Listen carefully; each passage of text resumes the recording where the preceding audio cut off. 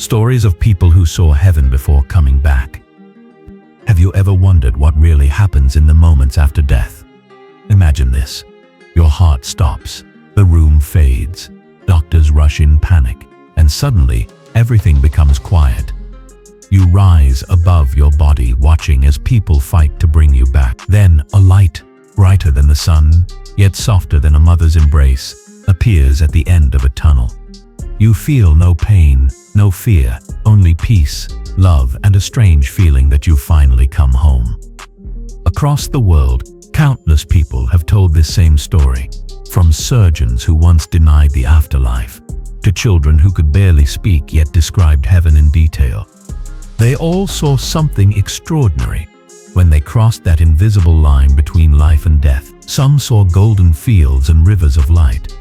Others met loved ones who had passed away long ago. Many said they saw Jesus, angels, or a presence of love so powerful that words could never describe it. And here's what's truly fascinating. These stories come from people of every background, every faith, every culture. Yet all of them share one thing in common. The moment they returned, they were no longer the same. Fear disappeared, love grew deeper, life became more sacred. So what if heaven isn't just a distant realm in the sky, but a reality more real than this one? A place where time, pain, and sorrow vanish into pure light. What if those who were allowed to see it came back not by accident, but with a message for the rest of us, a glimpse of what awaits beyond the final breath? Today, we'll explore true stories of people who saw heaven before coming back. Stories that challenge science, awaken faith, and remind us that death is not the end. It's only the doorway to something eternal. Number 1. The doctor who died and met the light. He was a man of science, a respected neurosurgeon who believed that everything in life could be explained by biology, chemistry, and logic. Heaven to him was just a comforting illusion created by the brain. But everything changed one morning when his own heart stopped beating. During a sudden illness, he fell into a deep coma. His brain showed no measurable activity. By every medical standard, he was gone.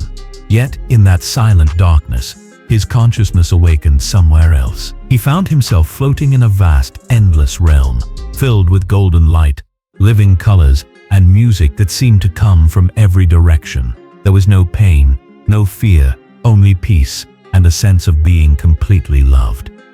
He said he was surrounded by beings of light, radiant presences that didn't speak in words but in pure understanding.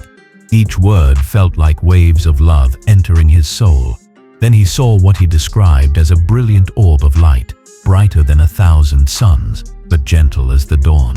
He knew without being told that this was the source, the creator, the very presence of God. In that moment, he understood everything. Every question he had ever asked as a scientist about time, matter, consciousness suddenly made sense. He realized that life doesn't end with the body, that we are souls having a temporary human experience. When he finally returned to his body, against all odds, the doctors called it a miracle. But the real miracle, he said, was what he brought back, a certainty that heaven is real and that love is the most fundamental truth of the universe. The doctor who once doubted now spends his life sharing that message, not as a preacher, but as a witness. His story reminds us that sometimes it takes losing everything, even life itself, to discover what's truly eternal. Number 2. The little boy who met Jesus.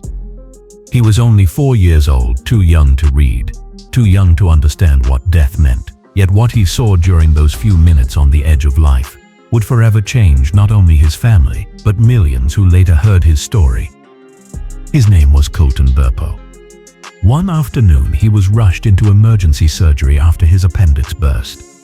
As doctors worked frantically, his small body lay still, heart slowing, breath fading. His parents prayed in tears, not knowing that at that very moment, their son was seeing something far beyond the hospital ceiling. Colton later told them he had floated up, looking down at his body as doctors and nurses moved quickly around him.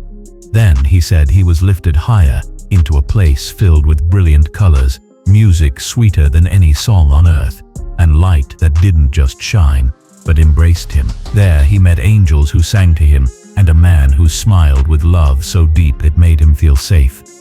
When his father asked who that man was, Colton answered simply, "Jesus." "He had marks here," the boy said, pointing to his hands. "And he told me to go back because my daddy needed me." But the details didn't stop there.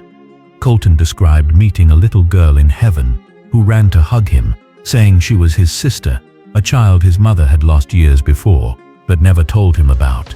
He also recognized his great-grandfather, describing him perfectly from old photos he had never seen. To many, it sounded impossible, yet Colton's innocence carried a truth no logic could erase. He didn't preach or persuade, he just told his story, with the wonder of a child who had glimpsed eternity. His message was simple yet profound. Heaven is real. It's not far away, not a fantasy, but a home where love never ends, and where every soul is known and cherished. And perhaps that's why his story touches millions, because through the eyes of a child, heaven doesn't seem unreachable at all. It feels like home. Number 3. The atheist who saw heaven. He spent most of his life mocking religion. To him, faith was for the weak, a fairy tale invented to ease the fear of dying. He trusted only in what could be proven, measured, and touched. But one stormy night, everything he thought he knew collapsed, quite literally in a wreck of twisted metal and shattered glass. The crash came without warning. In an instant, the world went black. He remembered floating above the wreckage, seeing his own body slumped behind the wheel, blood on his shirt, headlights flickering in the rain. Then silence. No sound, no pain, only darkness vast and endless. At first, fear consumed him.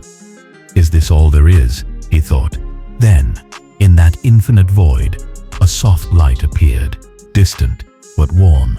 It wasn't blinding, it was inviting. Like someone holding out a hand, he felt drawn toward it, though he didn't know why. As he moved closer, the darkness dissolved into colors, shimmering golds, deep blues, and a peace he had never known. Then he heard it, not with his ears, but inside his soul, a voice, gentle yet powerful. "I have always loved you." In that moment, every memory of his life unfolded before him. Not as judgment, but as understanding. He saw the pain he had caused, the kindness he had ignored, and how each action had rippled through others. But instead of condemnation, there was compassion. The light showed him who he could have been, and still could be. He tried to stay, but the voice said, "It's not your time. Go back and tell them love is real." The next thing he knew, he was gasping for air on the side of the road, paramedics shouting his name. He had been clinically dead for several minutes. Yet what haunted him wasn't the accident. It was the beauty he left behind. From that day on, the man who once denied heaven devoted his life to kindness, forgiveness, and helping others find meaning. When people asked what changed him, he'd smile softly and say, "I saw the truth, and the truth was love." Number 4. The woman who saw colors beyond earth. She was an artist, a woman who saw beauty in every sunrise and color in every shadow. But no painting she ever made could prepare her for what she would one day witness, not with her eyes but with her soul. It happened during a sudden heart failure. One moment she was in her living room, clutching her chest. The next she felt herself drifting upward, leaving her body behind. She could see the paramedics rushing in, her husband shouting her name, and yet she felt no panic, only calm. Then everything went white. But it wasn't ordinary white. It was living light, soft, endless, and full of warmth. As she moved deeper into it, she began to see colors that no human language could describe. Hues that shimmered and breathed, like light made of music. Every color seemed alive, vibrating with emotion. She heard melodies that felt like love itself, not sung, but flowing through the air, through her, through everything. Then she realized she wasn't alone. All around her were beings of light, gentle presences radiating joy and kindness. They didn't speak, but she understood them perfectly. Their message was clear.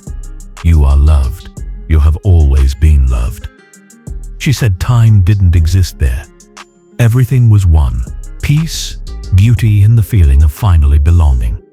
But just as she began to surrender to that infinite harmony, one of the light beings turned to her and said softly, "It's not time yet. Go back, your work isn't finished." In a blink, she was back, gasping for air. Doctors shouting. The world felt heavy, dense, and dim compared to where she had been.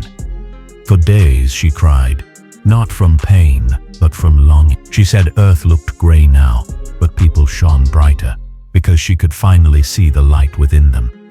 Since then, she has painted endlessly, trying to capture even a fraction of those colors beyond Earth. She says she never succeeded because heaven isn't something you see, it's something you remember.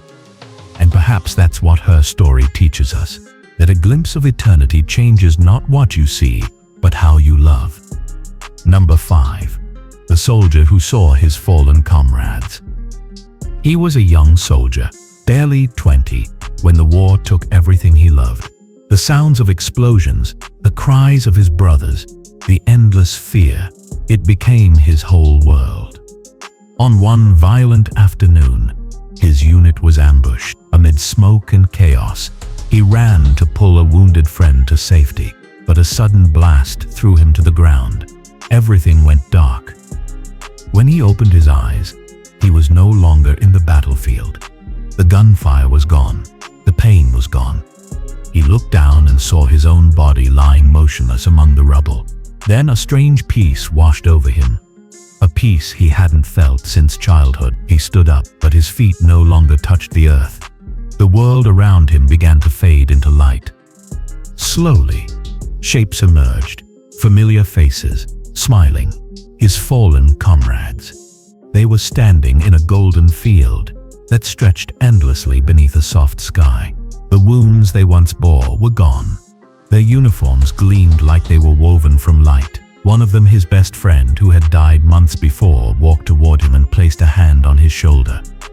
"It's not your time yet, brother," he said gently. "You still have a purpose there." The young soldier wanted to stay. For the first time in years, he felt peace. No fear, no pain, just warmth and belonging. But as the light began to fade, he felt himself being pulled backward. His friends saluted him one last time, their faces glowing with love and courage. When he woke up, he was in a field hospital. The nurses called it a miracle.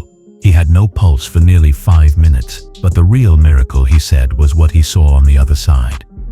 He left the army soon after. The nightmares stopped. Instead of fear, he carried a quiet certainty. Death was not the end.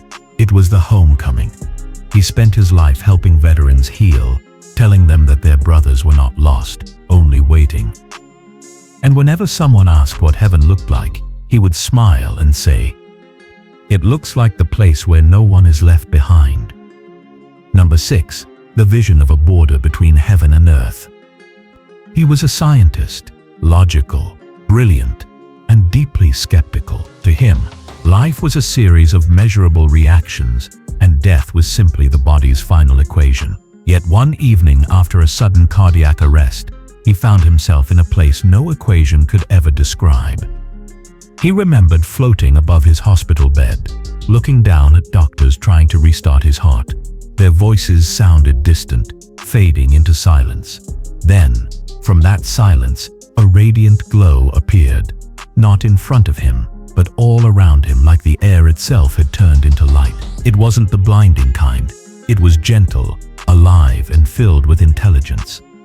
He found himself standing before what he could only describe as the border between two worlds.